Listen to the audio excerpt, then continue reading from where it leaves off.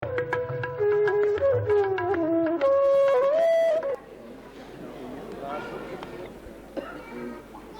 वर्ष श्याम स्मृति पुरस्कार कर रहा है। इस बार का पुरस्कार हमारे हिंदी हास्य व्यंग और ब्रज लेखन से जुड़े हुए एक बहुत बड़े कवि, जिनका पिछले दिनों ही देहावसान हुआ, श्री राधेश्याम जी प्रगल्भ को दिया जा रहा है।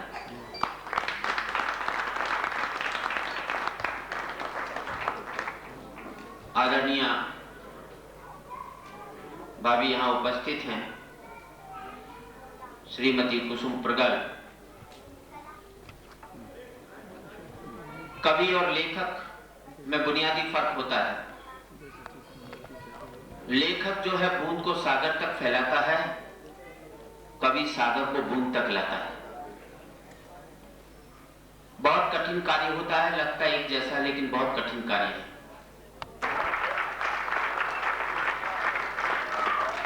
और मैं कहता हूं वो चाहे आज उपस्थित हैं या नहीं हैं, और किसी रचनाकार के नाम से पहले स्वर्गीय नहीं लगाना चाहिए। स्वर्गीय उसके नाम के पहले लगाना चाहिए जिसने कुछ काम नहीं किया हो। जो अपने कार्यों से आज भी जीवित है, उसके नाम के पहले स्वर्गीय लगाना भी कहीं ना कहीं मैं समझता हूं, क्योंकि हम किसके पहले, राम के पहले आज तक हमने स्वर्गीय नहीं लगाया, कृष्ण के पहले आज तक स्वर्गीय नहीं लगाया, इसलिए कि वो आज भी जीवित है, आज भी हमारे कण कण के अंदर बसे हैं। मैं उनकी 4 पंक्तियों से श्री मुरारी लाल जी को आमंत्रण दे रहा हूं कि उनके जीवन परिचय के बारे में कुछ कहेंगे और साइटेशन पढ़ेंगे, और हमारे मुख्य अतिथि स्मृति चिन्ह पुरस्कार श्रीमती कुसुम प्रगल्भ को देंगे।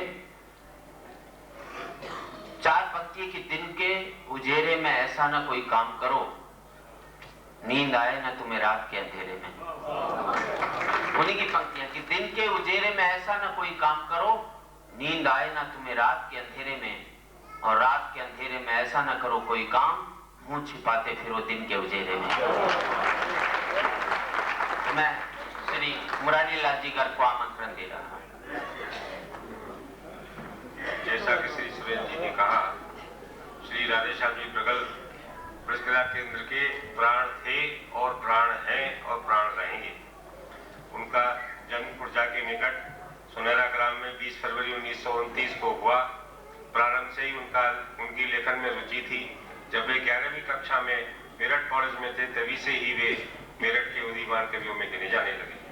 सर्वश्री बच्चन जी, देवराज दिनेश, बलवीर रंग, नेपाली, शिशु जी, दिनकर जी, गोपाल प्रसाद जी व्यास, हरनारायण पांडे, काका आदरसी आदि सभी शीर्षक कवियों के साथ, सुरेंद्र शर्मा जी के साथ भी उन्होंने कविताएं पढ़ी।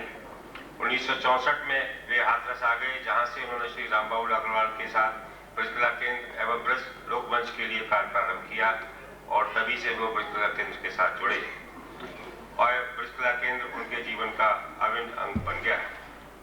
भारत सरकार, हिंदी साहित्य सम्मेलन, बाल शिक्षा परिषद आदि अखिल भारतीय संस्थाओं द्वारा वे समय समय पर सम्मानित किए गए।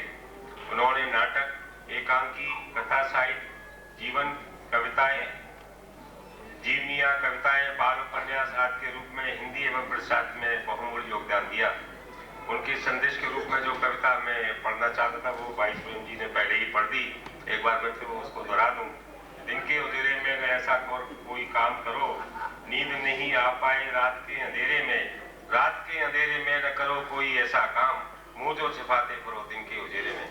इसके साथ मैं श्रीमती कुसुम प्रगल्भ जी से निवेदन करूंगा कि वो स्टेज पर आए, और उनके साथ में श्रीमती उन्मन रानी गोयल, जो कि श्री श्याम जी की पत्नी है और जिन्होंने कि ये इस पुरस्कार की स्थापना की है, वो आकर के ऊपर श्री माननीय मुरली मनोहर जोशी के द्वारा इस पुरस्कार को ग्रहण करवाएं।